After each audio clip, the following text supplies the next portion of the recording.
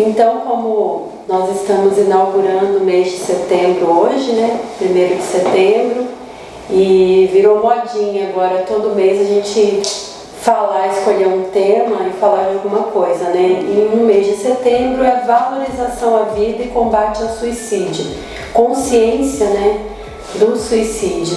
Então nós vamos falar sobre isso, nós vamos falar como que a importância da saúde mental pode prevenir esse tipo de situação, né? Esse tipo de situação extrema. Então, quando você cuida dessa parte tão importante que é a sua saúde mental, você evita chegar nesses extremos que é o suicídio, por exemplo, né? Então, estou aqui com a Daphne. Eu não vou aparecer, semana que vem eu apareço.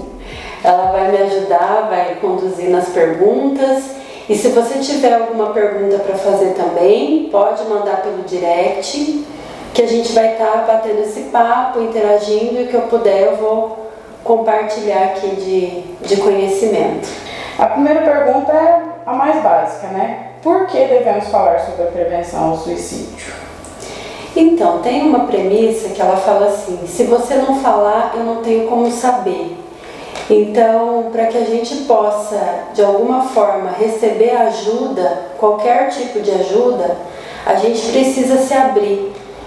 A gente precisa compartilhar as nossas dores, porque muitas vezes você está passando por dores e quem está do teu lado, próximo de você, não sabe o que você está passando, né? Se a pessoa ela não tiver uma sensibilidade, uma observação, uma acuidade sensorial para perceber os sinais, né, não verbais, vai passar despercebido. E você vai perder a oportunidade de receber ajuda. Então, nós somos seres sociais.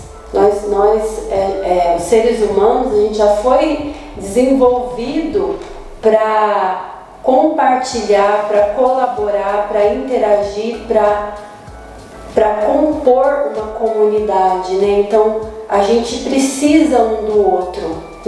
Ninguém é autossuficiente em tudo. Então, se você está passando por alguma dificuldade, você precisa sim se abrir para receber ajuda. Acho que é importante a gente falar também, né, Ellen, sobre as estatísticas, assim, que o censo que monitora esse tipo de comportamento levantou que cerca de 17% dos brasileiros já pensaram em algum momento em se suicidar e 5% dessas pessoas já planejaram como faria ou como seria essa situação, o que usaria para fazer isso, já chegaram assim, quase às vias de fato. Sim. Então é uma coisa que é muito alarmante pra gente, né? Muito alarmante, porque se a gente pensar num universo de 200 milhões de habitantes, 5% chegar a planejar a própria morte é muita coisa. Nós estamos falando de 1 milhão. Isso. 5% vai ser 1 milhão. 1 milhão de pessoas, né? E o que levou essas pessoas a chegar a esse ponto de planejar e às vezes não conseguir concretizar por milagre de Deus, né? Então é muito triste, porque eu, por exemplo, já atendi várias pessoas que tentaram suicídio, pessoas depressivas, né, que tem síndrome do pânico. Por quê? Eu imagino que a pessoa que tenta o suicídio, ou que às vezes comete o suicídio, ela não quer dar fim à própria vida, ela quer dar fim ao sofrimento, à dor, né? E ela não vê outra alternativa a não ser tirar a própria vida. Então é o que eu falei, tem vários passos que podem ser dados, tem várias possibilidades que podem servir antes que essa dor tome essa proporção. Só que a pessoa precisa procurar ajuda. Ela precisa procurar um médico, ela precisa procurar um terapeuta, ela precisa procurar um profissional que tenha ferramentas, que tenha técnicas, que tenha subsídios para ajudar ela a enfrentar aquele problema. Então é alarmante mesmo. E eu estava comentando com a Daphne antes da gente começar a live que eu mesma, na minha adolescência, tentei o suicídio, porque eu estava passando por uma crise muito grande. E isso acontece muito, inclusive o índice de suicídio é maior na adolescência e nos idosos, por causa da transição, a questão hormonal também, que influencia bastante. Então tudo isso, nesses períodos, tem que ter uma atenção maior, tem que ter um cuidado, porque realmente, às vezes, a carga que a pessoa está passando ali naquele momento é demais para ela, ela não consegue suportar. Mas eu posso dizer seguramente que existem muitos recursos que vão ajudar a pessoa a enfrentar a depressão, a ansiedade, o pânico, a fobia. E se ela procurar isso antes, ela não vai precisar chegar a esse ponto. É isso aí. Então, já puxando esse gancho, por que o fato da gente falar pode salvar uma vida? Por que falar salva vidas? Justamente por isso, né? Porque quando a gente fala, a gente se abre, então a gente compartilha aquilo com outras pessoas e também a gente se permite receber ajuda, né? Porque não adianta também você só falar e estar fechado, não permitir que seja ajudado. Mas geralmente quando a pessoa está num ponto desse, ela está implorando, ela está suplicando por ajuda. E nessa hora é muito importante ela procurar uma ajuda especializada, né? Não qualquer ajuda, mas uma ajuda especializada, onde ela vai atrás de pessoas que realmente tenham condições de ajudar ela, de agregar com ela para que ela possa enfrentar os problemas, as dificuldades, porque problemas e dificuldades todo mundo tem. Mas o problema é que às vezes a pessoa, naquele momento que ela está passando aquilo, ela não consegue encontrar dentro de si mesma os recursos necessários para enfrentar aquele problema, né? É onde a hipnose entra, onde a PNL entra, a terapia, que são ferramentas poderosíssimas que vão ajudar a pessoa a se conectar com os recursos internos, para que ela possa enfrentar tudo isso. E você acha que a pandemia deu uma piorada na situação aí de gestão emocional das pessoas? Você acha que a pandemia influenciou muito nas emoções, na saúde mental da população, assim, no geral? Porque como tem aumentado aí o suicídio nos idosos, né? Eu acho que isso tem muito a ver com a solidão. E nessa pandemia, o que mais cortou o nosso coração foi ver a quantidade de idosos que ficaram ali sem contato com a família, sem receber uma visita. Às vezes o filho, para poder cuidar, né, de alguma forma da saúde física, acaba deixando a desejar ali no cuidado, no carinho, no estar junto, que é o que faz o idoso se sentir amado. Então você acha que a pandemia deu uma agravada nessa situação de suicídio, de depressão, ansiedade?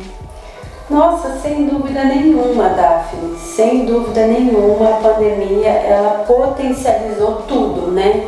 Então, se a pessoa estava com algum princípio de depressão, ela se afundou na depressão. Se ela estava com princípio de ansiedade, ela se afundou na ansiedade, né?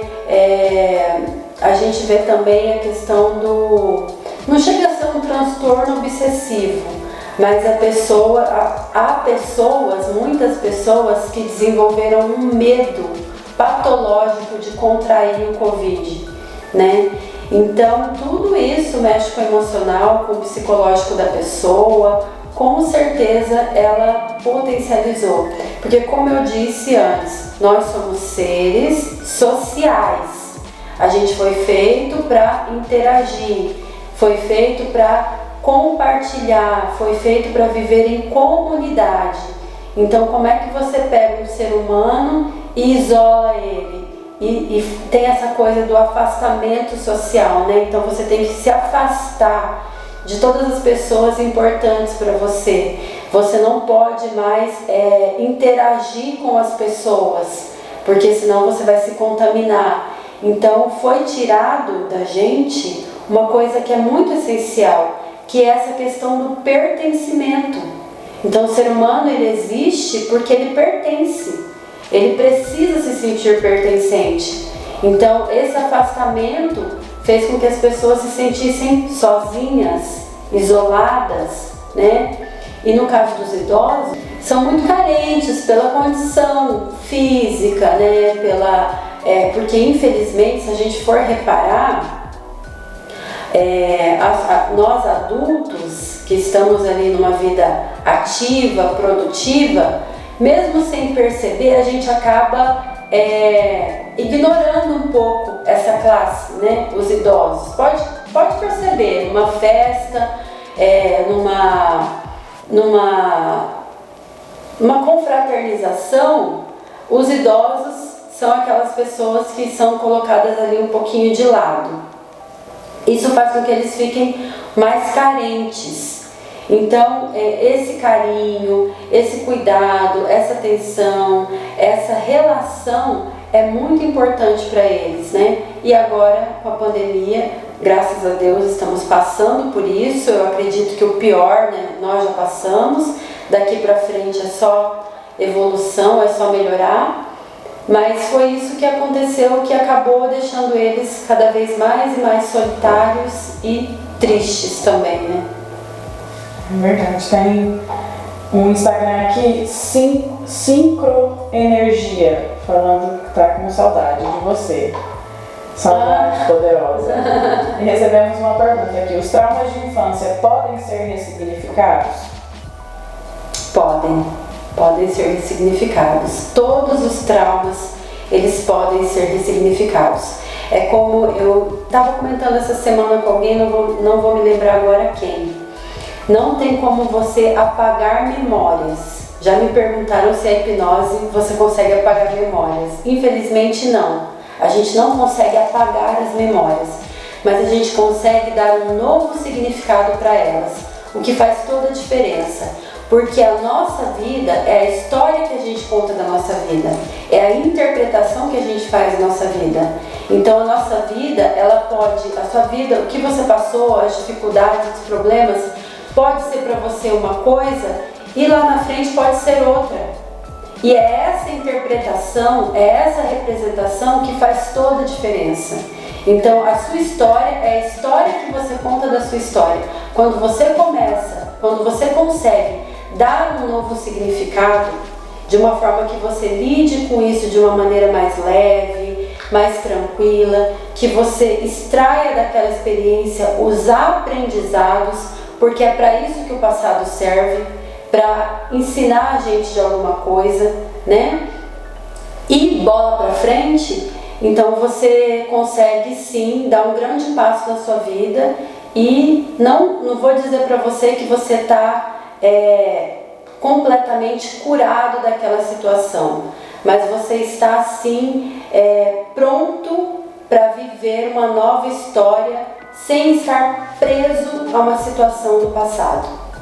Muito bem. E talvez se a gente conseguisse realmente entender essa importância de darmos novos significados às situações ruins, não chegaríamos a esse nível tão profundo de tristeza, de ansiedade, de depressão.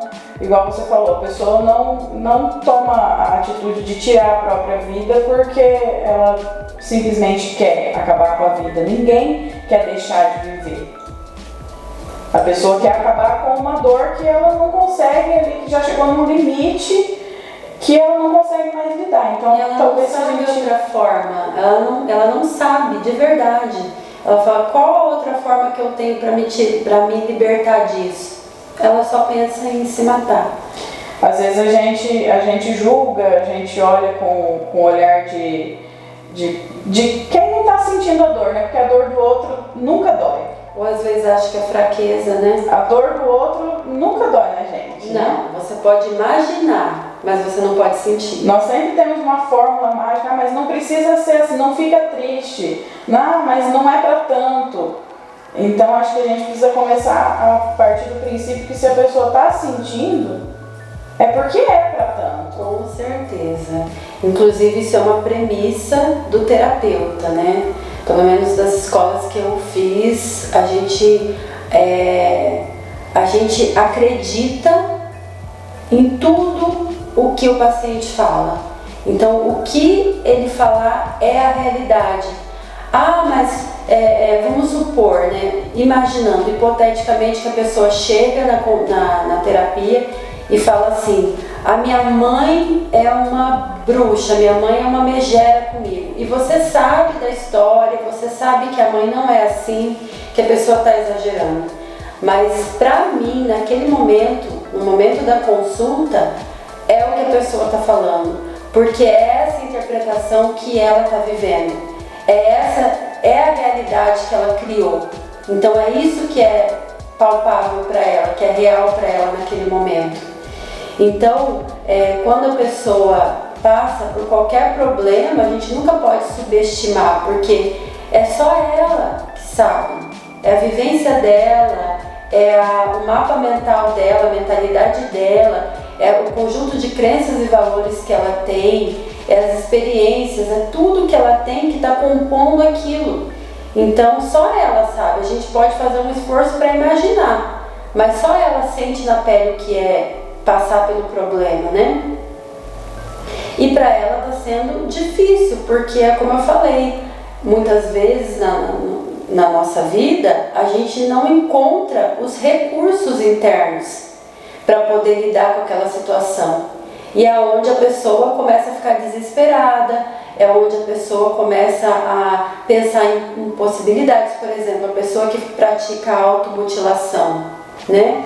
O que essa pessoa está fazendo naquele momento que ela está se cortando? Ela se corta porque ela quer que a dor física distraia ela da dor emocional, porque a dor emocional é maior do que a dor física.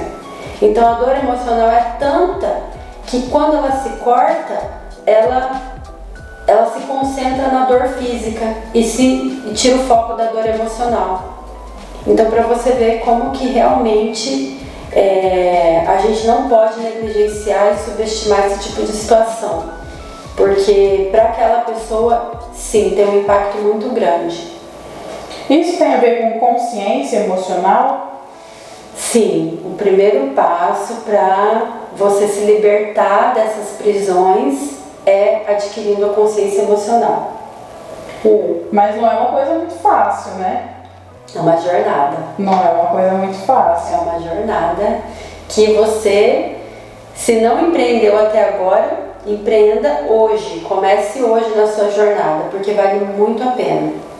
É assim, a gente fala muito de inteligência emocional. Hoje em dia está muito na moda, né? Inteligência emocional.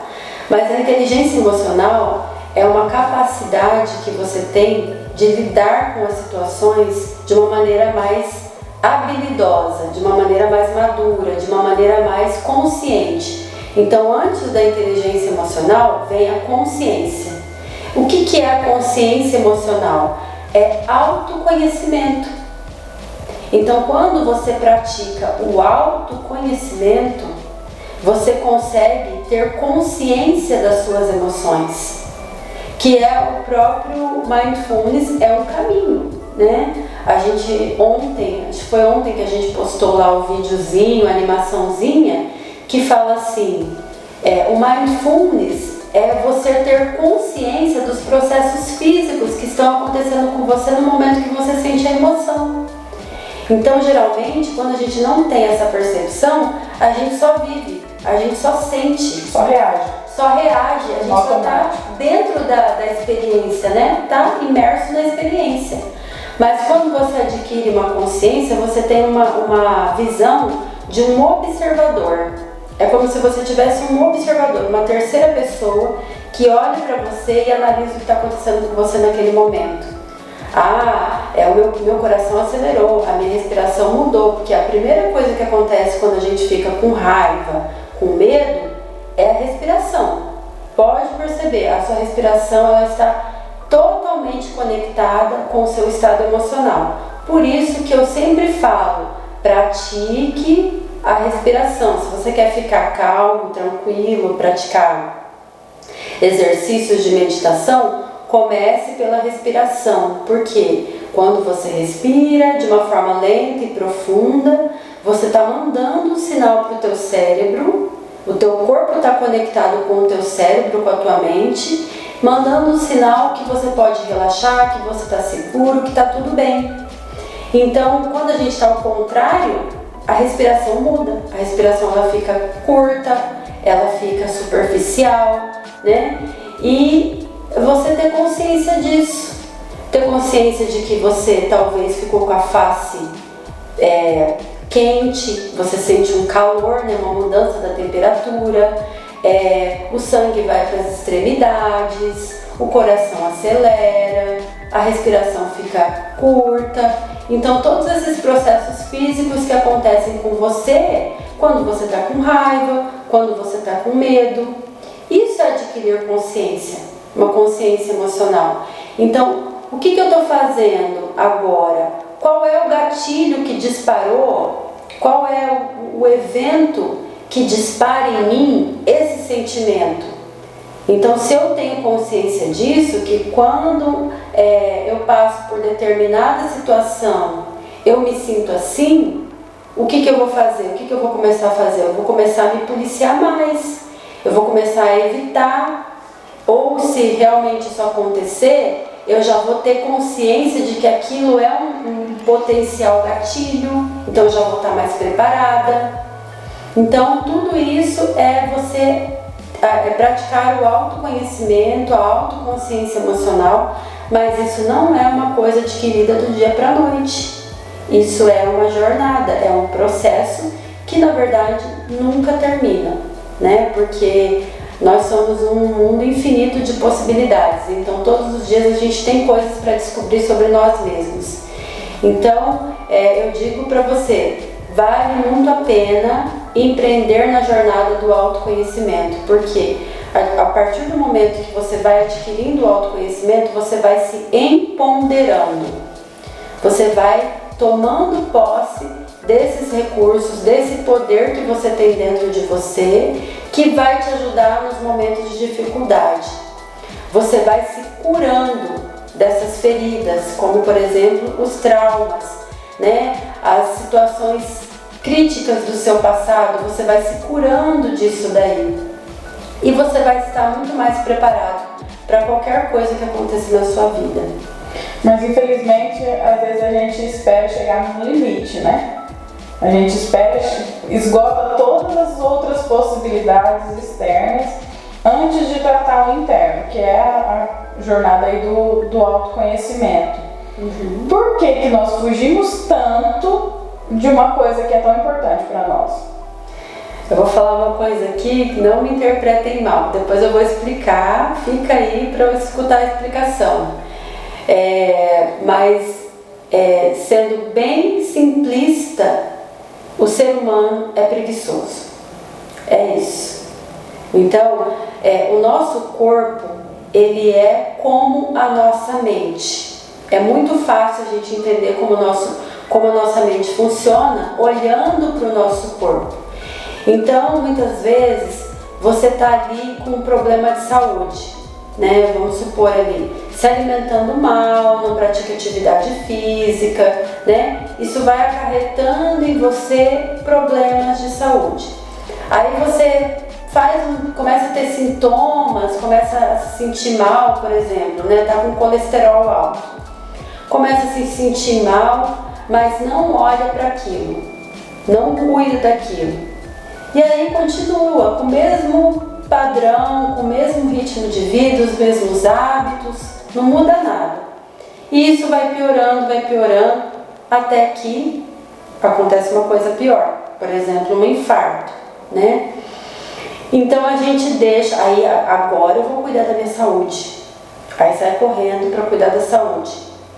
Então a gente deixa as coisas para a última hora. A mesma coisa a nossa mente, né? Então você sabe que você está tristonho, que você está agitado, que você está preocupado, começa a ter insônia, enxaqueca, né? Taquicardia, mas não dá muita atenção para aquilo. Ah, é normal. Ah, isso aqui eu tô assim porque eu tô estressado. Tá, mas eu tô estressado. Tá estressado um dia e lá daqui a 10, 15 dias de novo, tá dentro de uma normalidade. Agora, tá estressado hoje, amanhã, depois, é claro que isso vai acarretar um problema maior, né? Mas por que eu falei que o ser humano é preguiçoso? Porque o nosso cérebro, ele quer a nossa sobrevivência. E muitas vezes, esse querer a nossa sobrevivência nem sempre é o que é melhor para nós. Por quê? Porque sobrevivência implica em economia de energia, né? E toda mudança, todo o processo que você vai mexer, por exemplo, eu vou empreender na jornada do autoconhecimento. Eu vou ter que mudar vários padrões de comportamentos e hábitos que eu estou tendo hoje. Será que eu estou disposto a isso? Entendeu? E o cérebro muitas vezes não está. Porque o cérebro que eu falo que é a parte mais primitiva que a gente tem na nossa mente, né? Por quê? Porque ele quer economizar energia. Ele quer ficar na zona de conforto. Eu falo, você não tem que sair da sua zona de conforto. Você tem que ampliar a sua zona de conforto, né? Para que você tenha mais possibilidades. Só que poucas pessoas estão dispostas a fazer isso. Por quê? Porque isso tira você do comodismo, tira você dos hábitos, do processo automático que você vem vivendo a sua vida, né? Então, quando a gente tem consciência disso, é muito bom, porque quando você quer adquirir um novo hábito na sua vida, mas aí vem aquela parte autossabotadora da mente e fala assim, não mexe com isso não precisa disso não deixa quieto. Você sabe o que está acontecendo internamente com você. Então até isso o autoconhecimento ajuda. Porque quando você tem um inimigo, mas você sabe que ele está ali, você não consegue se preparar muito melhor para ele do que quando você não conhece o inimigo. Então, se você tem um inimigo interno, que é a sua parte autossabotadora, eu te convido a conhecer mais sobre esse inimigo. Porque só conhecendo sobre esse inimigo, você vai conseguir combatê-lo. Muito bem. E, para finalizar aqui, mandar um abraço aqui para Patrícia, que falou que você está linda. Obrigada. Vanessa, que acompanha a gente. Fernanda, muito obrigada. Gente, quem ainda quiser mandar pergunta, manda sua pergunta rapidinho, que nós estamos partindo para a reta final aqui da live. Qual é a importância da terapia na vida de alguém? Nossa, a terapia é como o exercício físico e uma dieta balanceada para o corpo. É isso, entendeu? Então, imagina você praticando exercícios regularmente e tendo uma dieta balanceada. Como que vai ser a sua saúde? Tem tudo para ser maravilhosa, né? Para dar tudo certo. Então, é uma forma de você cuidar, é um autocuidado da sua mente. A terapia é quando você pratica esse autoconhecimento. Você está ali praticando com uma pessoa que tem recursos, que tem ferramentas que vão te ajudar, te direcionar, te orientar através de perguntas, através de exercícios, através de práticas que a gente propõe na terapia, né? Então tudo isso vai direcionando você para o caminho de dentro, para o caminho que você tem para você mesmo, para que você possa se conhecer, para que você possa, a partir desse conhecimento que você tem de você mesmo, também aprender a lidar com as outras pessoas, saber as suas limitações, né? O que você tem ali que você precisa ainda elaborar, trabalhar, como fazer isso, saber quais são os seus pontos fortes, né? Eu sou boa nisso, isso para mim é mais fácil, isso para mim é um ponto de força. Então eu vou usar isso a meu favor, esse ponto de força a meu favor. Então, é muito importante porque é a prática, né? É o exercício prático do autoconhecimento e ainda com alguém que tem todo o suporte, né? Das teorias, dos estudos, das principais pessoas que estudaram a mente humana. Então é um processo maravilhoso que todas as pessoas deveriam fazer. Inclusive, se a gente fosse um país de primeiro mundo, um país desenvolvido, um país que desse importância a essas coisas, né, que não deixasse chegar nesses extremos, essa parte intangível de nós, da nossa mente, ela deveria ser ensinada desde do primário, né? Como nos Estados Unidos já existem escolas que têm inteligência emocional lá no Brasil, né? Então a terapia é um exercício de inteligência emocional, de consciência emocional, que infelizmente a nossa cultura não tem essa prática.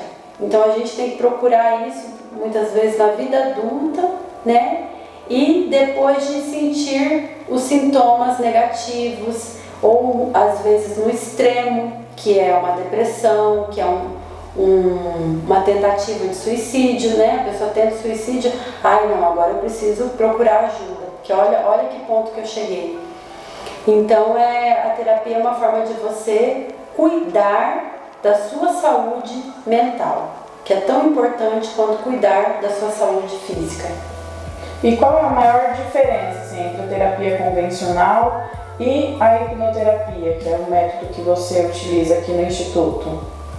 Então, a hipnoterapia, ela não deixa de fora uma parte importantíssima e fundamental da nossa mente, que é a subconsciente. Então, quando a gente está aqui conversando, nesse momento agora, nós estamos aqui batendo um papo, você está aí me vendo, você está com a parte consciente de tudo que está acontecendo. Só que o que está fazendo você sentir, pensar, reagir é a sua parte subconsciente. Em uma terapia convencional, a gente fica só na parte consciente da mente. Então é feito conversas, né? Só que não age, não tem essa comunicação entre a mente consciente e a subconsciente. Então acho que a grande diferença é essa, porque na hipnoterapia a gente leva muito em consideração a parte subconsciente, porque a gente sabe que é ali que estão os padrões de comportamento. Então, o que está bloqueando a pessoa, o que está limitando ela, o que está dificultando a vida dela, né? É o subconsciente, que é o que comanda o nosso corpo. Então, se eu não tiver uma ferramenta que vai acessar essa parte, muito dificilmente eu vou conseguir uma transformação, né? Eu posso conseguir uma mudança temporária, mas depois a parte subconsciente ela vai emergir. E quando você consegue atuar ali nessa parte subconsciente, você consegue uma transformação que é muito mais efetiva. Entendi. Muito bem, então quero convidar vocês para participarem toda quarta-feira. Nós vamos estar aqui nesse mês conversando um pouco sobre saúde mental, tirando as dúvidas, né, Ellen? Nós vamos estar aqui conversando, batendo papo. Então, durante essa semana, se você tiver alguma dúvida, pode mandar no inbox da Ellen, no inbox do Instituto, que nós vamos pegar as melhores perguntas e trazer aqui para a próxima semana. Então, gostaria de agradecer a todos que ficaram conosco aí nesses um pouco mais de 30 minutos. Mandar um beijão pra todo mundo. E aí na semana que vem a Daphne vai aparecer. Eu vou aparecer. Não serei só a voz do Lombardi aqui por trás das câmeras. Não serei apenas a voz do Além. Se você tem alguma dúvida, se você tem algum tema, se você tem algum desejo, né, de de repente fazer um bate-papo ao vivo comigo no Instagram, eu estou aberta a possibilidades. Então pode mandar mensagem pelo direct que a gente vai ajudar da melhor forma possível. Não enfrente, se você estiver passando por algum problema, não enfrente seu problema sozinho. Saiba que você pode contar com pessoas sim, você precisa sim se permitir, se abrir e se permitir a ser ajudado, porque a gente precisa, a gente não é suficiente em tudo, então a gente precisa das pessoas. Então é esse o convite que eu faço. E tudo tem jeito, né? Minha mãe tem uma frase que eu levo para a vida: só não tem jeito para a morte, né? Quando ela acontece de fato. Antes disso, sempre tem jeito. Então, antes da morte, tem possibilidades infinitas que você pode ter para esse problema que você está enfrentando. Mas muitas vezes você precisa pedir ajuda. Tem um meme que roda aí na internet que é muito interessante, que a pessoa fala: ah, mas reclamar não vai resolver. Ah, mas eu não quero resolver, eu só quero reclamar. E às vezes a gente só precisa falar, né? A gente só precisa colocar para fora. É claro que reclamar não resolve, mas desabafar é uma grande parte do processo aí de cura. Sim, sim. Quando você... é como se você estivesse se aliviando, né? Porque existe cura pela fala, né? Então quando você fala, você compartilha, você consegue se apoiar naquele outro que está te ouvindo. E é muito triste você querer carregar tudo sozinho, né? Porque realmente, muitas vezes as situações que são uma carga muito pesada para a pessoa querer carregar sozinha. Então é importante sim compartilhar com as pessoas para conseguir ter mais recursos, né? Então já deixo aqui adiantado que na semana que vem a gente vai conversar um pouquinho sobre perdão, a dificuldade que nós temos, né, de pedir perdão e liberar o perdão, e a importância e a implicação que isso tem na nossa vida.